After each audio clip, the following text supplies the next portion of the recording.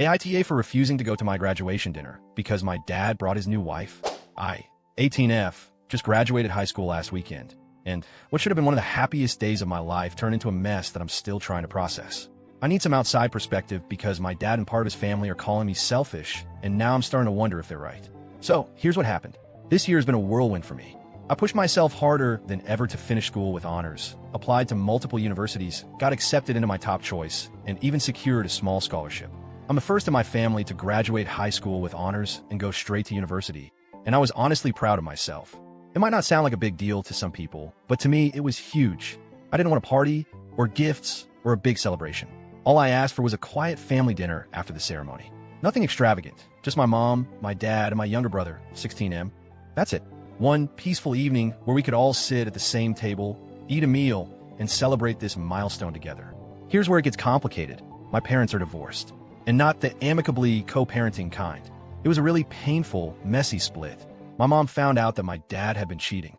The details were fuzzy, but everyone kind of knew that his now wife, Kim, was already in the picture before the divorce was final. My mom never tried to poison us against him, but I remember nights where she cried in the kitchen when she thought we were asleep.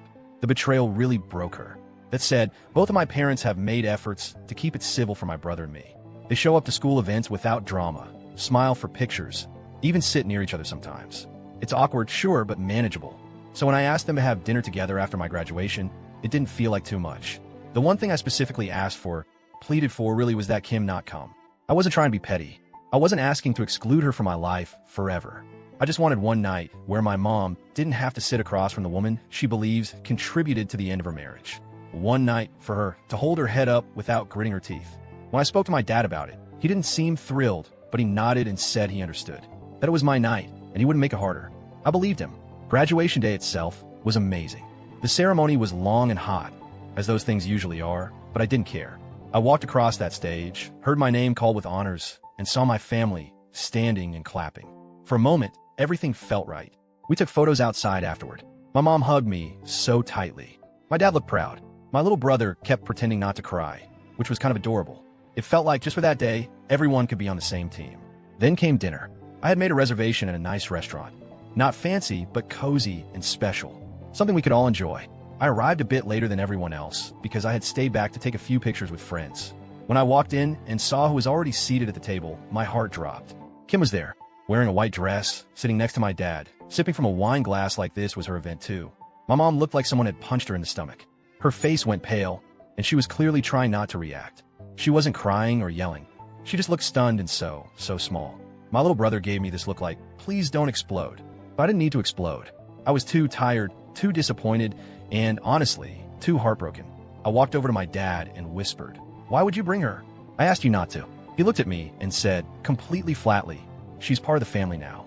If your mom can't handle that, it's not my problem." I don't even know how to describe the feeling I had in that moment. Like I wasn't a person to him anymore, just a stage for him to prove some point about Kim. He didn't care that it was my graduation. He didn't care that my mom was clearly in pain. He cared about making sure his new wife didn't feel left out, even if that meant trampling the one boundary I'd set. I looked at my mom, who gave me a small, tight smile that said, "It's okay, let's just get through this." And that almost broke me more, because she was willing to swallow her pride for me, and my dad wasn't. So I turned around and left, quietly. No yelling, no scene. I just walked out of the restaurant, ordered an Uber, and went straight to my best friend's house. When I got there, I went straight to her room and cried. Not the soft kind of crying, like full-on, ugly sobbing. I didn't even eat dinner. I just wanted to disappear. Later that night, I got a text from my dad. No apology, no concern, just a short message that said, "You were immature and selfish tonight. You made Kim feel completely unwelcome and ruined what could have been a nice evening. Grow up." I stared at it for a long time. Then came another one from my aunt, his sister. "Sweetheart, I know things are tense, but it was just a dinner. You didn't have to overreact like that. Sometimes you just need to be the bigger person and let it go." Let go? Let go of what? My own graduation dinner? My one request? I didn't respond. I didn't trust myself to say anything that wouldn't burn every bridge in the process. My mom hasn't said much about the incident since. I think she feels guilty, like if she had just put on a better face, none of it would have happened. But she doesn't need to apologize. She respected my boundary. My dad didn't. It's been a few days now, and I still feel sick when I think about it. Not just because of what happened, but because of how quickly my dad turned it on me. Like I was the problem. Like I ruined the evening. But I didn't cause a scene. I didn't yell or cry or demand that Kim leave. I simply removed myself from a situation where I felt disrespected and ignored. I didn't want to celebrate anymore. I didn't want to sit there pretending that everything was fine when it wasn't. And I'm tired of always being the one who's expected to swallow my feelings for the sake of everyone else. For years, I've watched my mom do it. Smile through pain. Be polite when she shouldn't have to be.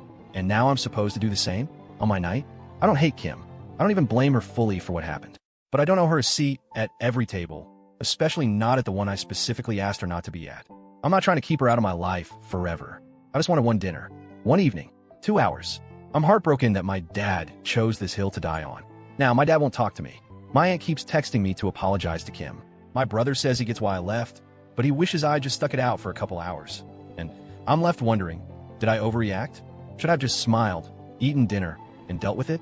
Or was it okay for me to draw that boundary and walk away when it was violated? I really don't know anymore. So, AITA?